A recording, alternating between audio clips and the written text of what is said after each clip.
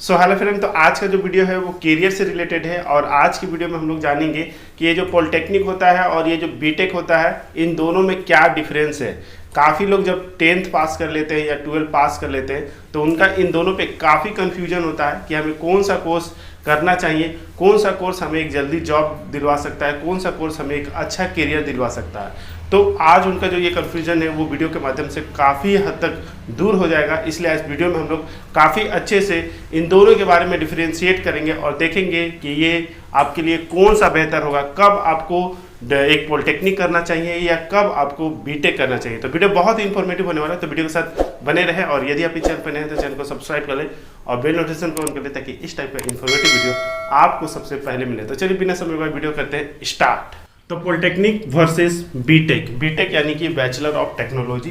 तो इन दोनों में अभी हम लोग डिफरेंशिएट करेंगे। यहाँ हर एक पॉइंट से रिलेटेड यहाँ पर जो ये टॉपिक है वो दिया गया है और यहाँ पर हम लोग पॉलिटेक्निक को देखेंगे और इसमें हम लोग बीटेक को देखेंगे। तो चलिए पहला पॉइंट हम लोग स्टार्ट करते हैं कि अगर जिनको पॉलिटेक्निक करना है या बीटेक करना है तो सबसे पहले तो क्वालिफिकेशन की बात आती है कि उन्हें क्वालिफिकेशन क्या करना चाहिए। तो अगर कोई पॉलिटेक्निक करना चाहता है तो उनका जो क्वालिफिकेशन होना चाहिए वो मिनिमम 10th या ITI होना चाहिए। मिनिमम आपका तो 10th वो पास होना चाहिए या वो ITI भी करेगा तो भी वो चलेगा, ठीक है। यहाँ पे मिनिमम की बात हो रही है, मैक्सिमम आप जो भी कर ले, चाहे आप 12th के बाद भी आप पॉलिटेक्निक कर सकते हैं और ग्रेजुएट के बाद भी कर सकते हैं। आज की डेट में काफ़ी लोग ग्रेजुएशन के बाद भी इसे करते हैं क्योंकि ये एक टेक्निकल कोर्स है, ओके।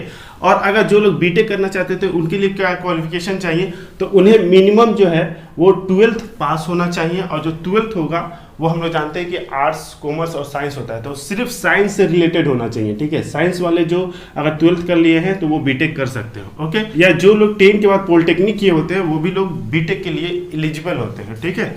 अब नेक्स्ट जो पॉइंट आता है वो होता है कोर्स टाइम। तो जो लोग भी अगर पॉलिटेक्निक करना चाहते हैं तो उनका क्या कोर्स होगा, तो वो 3 साल का होता है, ठीक है। नॉर्मली 3 साल का होता है जो लोग 10th, 12th या ग्रेजुएट के बाद करते हैं।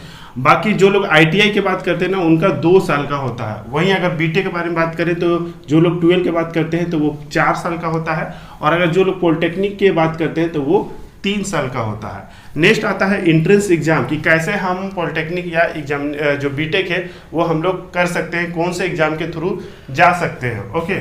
तो पॉलिटेक्निक अगर करना है तो ये हर एक स्टेट में अलग अलग जो एंट्रेंस एग्जाम होता है उसके थ्रू ये किया जाता है। अलग अलग स्टेट में इसका अलग अलग नाम है। जैसे वेस्ट बंगाल में बात करें तो वहाँ जेक्सपो कहा जाता है, यूपी में बात करें तो JEE कहा जाता है। इसी तरह अलग अलग स्टेट में इसका अलग अलग नाम है और इसको फिलअप करके इसमें एंट्रेंस एग्जाम होता है और वो पास कर जाने पे, अच्छा रैंक हो जाने पे ये कोर्स आप कर सकते हैं, ओके।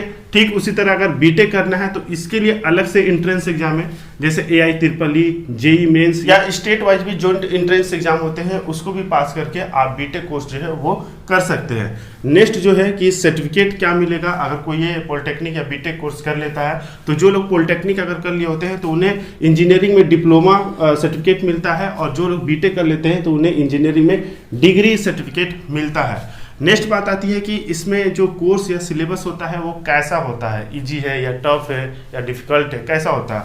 तो पॉलिटेक्निक के बारे में ये बात करें तो पॉलिटेक्निक वाला जो आपका कोर्स होता है वो बीटेक के कंपैरिजन में ईजियर होता है, ठीक है। इसमें बहुत ज़्यादा मेहनत करने की जरूरत नहीं पड़ती है। कोई भी एक एवरेज लड़का जो स्टडी करता है वो आसानी से इसे कंप्लीट कर सकता है। वहीं अगर बीटेक के बारे में बात करें तो ये पॉलिटेक्निक के कंपैरिजन में थोड़ा टफर होता है, ठीक है। इसमें काफ़ी वास्ट सिलेबस होते हैं तो इसके लिए थोड़ा आपको जो स्टडी है उसमें आपको कंसंट्रेट करना होगा, काफ़ी थोड़ा मेहनत करना पड़ेगा और फिर अपना कोर्स जो है वो आप कंप्लीट कर सकते हैं, ओके। नेक्स्ट अब बात आती है जो कि इम्पोर्टेंट है फ़ी के बारे में, क्योंकि फ़ी एक ज़रूरी क्राइटेरिया हो जाता है कि हमें कौन सा स्टडी करना है, कौन से नहीं करना है, अपने बैकग्राउंड, अपने फाइनेंशियल कंडीशन को देखते हुए। तो जो लोग पॉलिटेक्निक करना चाहते हैं उनका जो फीस होता है वो काफ़ी कम होता है, ठीक है। और ये भी फीस जो होता है ना वो 2 भागों में डिवाइड होता है, एक गवर्नमेंट कॉलेज और एक होता है प्राइवेट कॉलेज।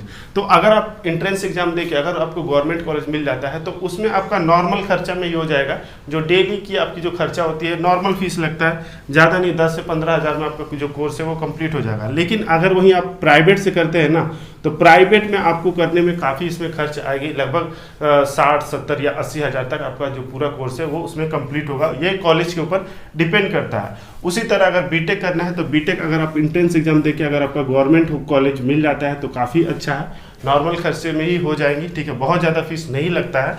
लेकिन अगर आपका प्राइवेट में करते हैं तो वही जो खर्चा होता है वो कई गुना में बदल जाता है, लाखों रुपया लग जाती है। अगर इसमें एवरेज की बात करें तो 3 से 4 लाख रुपया लग जाता है पूरा कोर्स में, ठीक है। और ये भी डिपेंड करता है कि कैसा कॉलेज है, जितना बेहतर कॉलेज होगा उतना ये फीस जो होता है वो इंक्रीज कर सकता है। ओके, अब नेक्स्ट जो बात आती है कि अगर पॉलिटेक्निक जो लोग कर लेते हैं और उनका जॉब होता है तो उन्हें क्या पोस्ट मिलती है, तो उनका जो पोस्ट होता है वो जूनियर इंजीनियर होता है।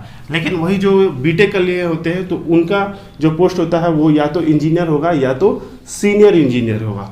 ओके, अब नेक्स्ट जो पॉइंट है वो है जॉब अपॉर्चुनिटी, कि कौन सा कोर्स हम लोग पहले करेंगे तो हमको एक जल्दी जॉब मिल सकता है या जॉब मिलने का जो चांसेस है वो ज़्यादा है, ठीक है। तो देखिए, अगर हम पॉलिटेक्निक करते हैं ना तो उसमें हमारा जो जॉब लगने के जो चांसेस है वो ज़्यादा होता है, क्योंकि इसमें ज़्यादा आपकी वैकेंसी जो होती है वो निकलते रहती है। इसमें आप प्राइवेट सेक्टर में देख लीजिए चाहे आपका गवर्नमेंट सेक्टर में देख लीजिए, दोनों आपका रिक्वायरमेंट जो होता है वो अक्सर आती है। ओके, और अगर वहीं हम बीटेक के बारे में बात करें तो इसके कंपैरिजन में यहाँ पर जो अपॉर्चुनिटी होती है जॉब की वो लेस होती है, ठीक है। अगर जो मान लीजिए कोई एक कंपनी है किसी कॉलेज में जाती है, उन्हें अपने कंपनी के लिए जो कुछ एम्प्लॉय को हायर करना है, तो अगर वो डिप्लोमा वालों के लिए यानी पॉलिटेक्निक वालों के लिए अगर 50 कैंडिडेट लेंगे तो वही बीटेक वाले को सिर्फ 5 या 10 कैंडिडेट लेंगे। तो इस तरह का एक एवरेज रिक्वायरमेंट होती है। एक्चुअली होता क्या है कि जो भी कंपनी या फैक्ट्री वाले होते हैं उन्हें जो है उनको काम करवाना है, तो वो देखते हैं कि जो ये आपका जो बीटेक किए हुए हैं वो क्या है, एक सीनियर इंजीनियर, और उनको ज़्यादा सैलरी देना पड़ेगा। इसमें जो आपको सैलरी जो मिलेगी लगभग आपको 40,000 से लेकर 50,000 तक मिल सकती है, ठीक है, एवरेज की बात कर रहा हूँ।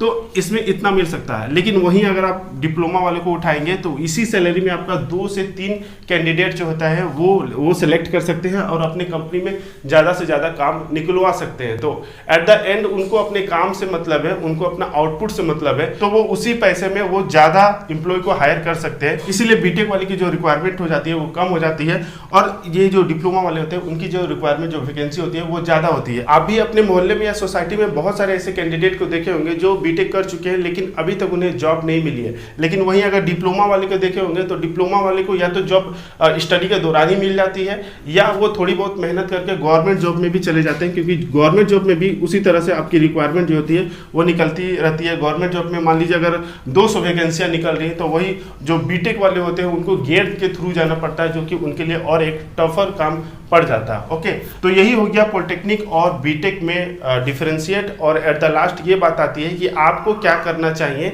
आपको पॉलिटेक्निक करना चाहिए या बीटेक करना चाहिए। और इसमें मेरा क्या राय है, अभी मजा आएगा ना। तो इसमें कुछ बातों पे डिपेंड करता है। जैसे मान लीजिए कि अगर आप 12th या 10th पास है तो आप अपनी कुछ बातों को ध्यान में रखिए। जैसे पहला जो पॉइंट हो गया कि आपका जो फाइनेंशियल जो कंडीशन है वो कैसी है, ठीक है। दूसरा जो हो गया कि आप पढ़ने में कैसे हैं, एवरेज है, हार्ड वर्कर है, कैसे है।